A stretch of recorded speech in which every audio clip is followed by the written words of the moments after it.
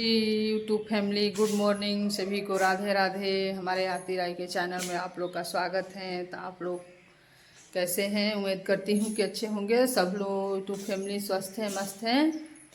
सभी लोग का नमस्कार।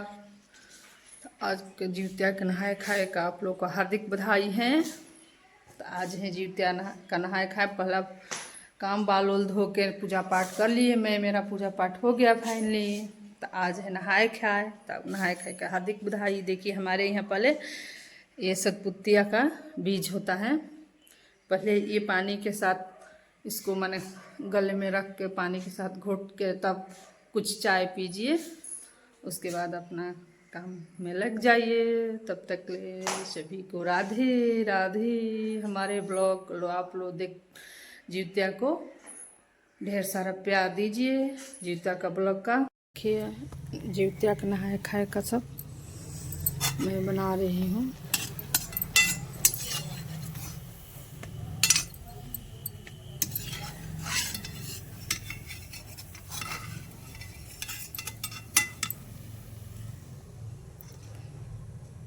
पकवान नहाए खाए के दिन है, पकवान बनता है तो मैं बना रही हूँ पकवान।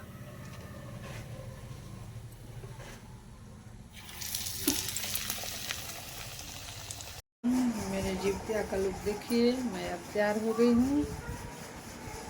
अब जा रही हूँ पूजा करने। गला में कुछ नहीं लगाते हैं इसलिए नहीं लगाई हूँ। स्टार्ट कर दी है। पहले कान्हा जी को प्रसाद चढ़ा दिए। देखिए जीवत्या है, जल में धो के पहले लोटा में इस तरह पानी देते हैं।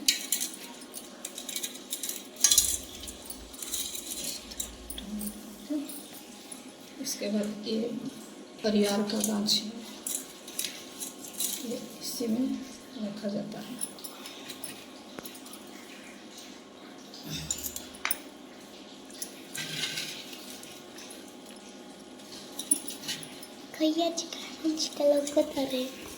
आटा ए मम्मी हिलाओ हिलाओ तो बिया ये हम लोग चल जा रहे हैं जीवत्या को पूजा करने।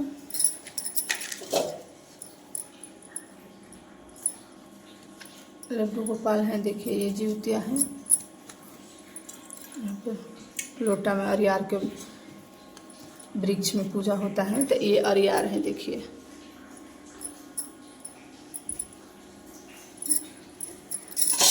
प्रसाद है, जो जिसका रहता है वही प्रसाद चढ़ाते हैं।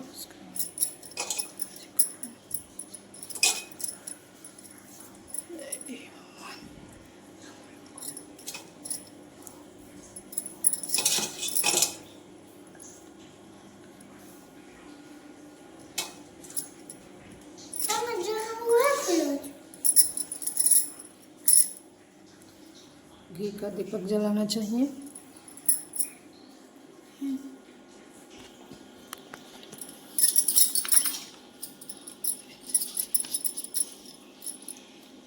और यहाँ को सिंदूर या चंदन से आप पहले टीका कर दीजिए।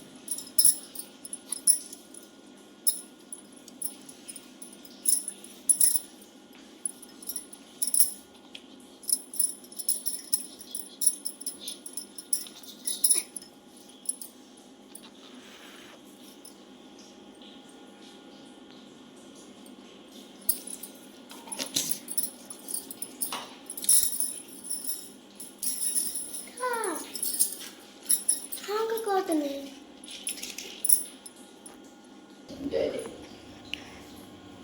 जय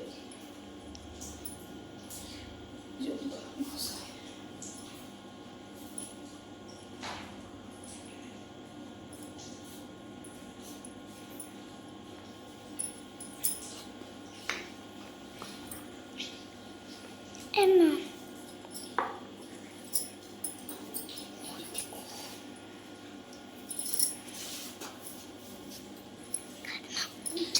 बंद दे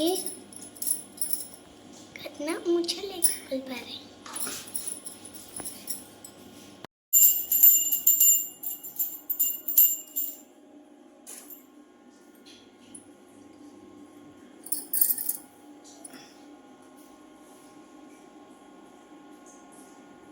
संसार का कल्याण तजी से पूछा कि हे सतु कराल विकाली काल ने लोगों के बालक किस तरह दीर्घ आयु होंगे, सो कहिए। सुतेश जी बोले, आप द्वापर के अंत और कलयुग के आरंभ था, उसी समय बहुत शोकाकुल स्त्रियों के आपस से सलाह ली कि क्या इस काली माता को जीवित रखते पुत्र मर जाएगा। जब वे आपस में कुछ निर्णय नहीं कर सकी तो गौतम जी के पास पूछने लगी गई कि तब उनके पास पहुंची तो उसी समय गौतम जी आनंद से बैठे थे। उनके अपने जाकर उन्होंने मस्तक झुकाकर प्रणाम किए।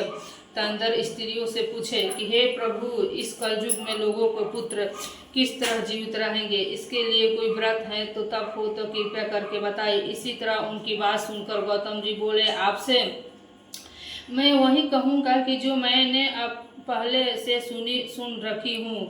गौतम जी ने कहा, जब महाभारत युद्ध का अंत हो गया और द्रोणापुत्र अत्यमा को द्वारे अपने बेटा को मारा देखकर जब पांडव बड़े दुखी हुए तो पुत्र के शोक से व्याकुल होकर द्रौपदी अपनी सखियों के साथ ब्राह्मण श्रेष्ठ श्रद्धावे के साथ गई और उसने सभ्य से कहा, हे विपेंद्र, कौन सा उपाय करने से बच्चे की दीर्घ आयु हो सकते हैं, कृपया करके ठीक ठीक कहिए। धौम्य बोले, सतयुग में सत्य वचन बोलना, सत्य आचरण करने वाला समदर्शी।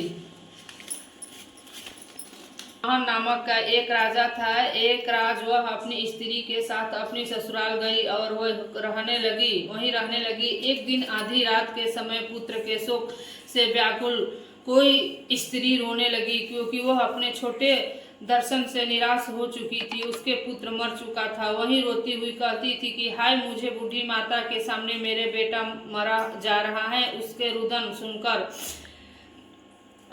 राजा जीतवाहन का तो मानो हृदय विदारित हो गया। वह तत्काल से उस स्त्री के पास आया और उससे कहा, तुम्हारे बेटा कैसा मारा। बूढ़ी ने कहा, गरुड़ प्रतिदिन आकर गांव के लड़कों को खा जाता है। इस पर दयालु राजा ने कहा, माता, जब तुम रो मत, आनंद में बैठो, मैं तुम्हारे बच्चों को बचाने का अत्यंत करता हूँ। ऐसा कहकर राजा उस स्थान पर गया और जाकर गरुड़ आकर प्रतिदिन मांस खाया करता था। उसी समय गरुड़ की उस पर टूट पड़ा और राजा के शरीर को मांस खाने लगा। जब तक प्रतिशत तेजस्वी गरुड़ के राजा को बाएं अड्डा खा लिया तो झटपट राजा ने अपने दाहिने अड्डा फेर कर गरुड़ के सामने कर दिया। यह देखकर गरुड़ जी ने कहा, हे देविनियों में तुम कौन हो? तुम मनुष्य तो नहीं जान पड़ते हो। अच्छा, अपना जन्म और कुल बताओ। पीड़ा से व्याकुल मन वाले राजा ने कहा, हे पक्षीराज,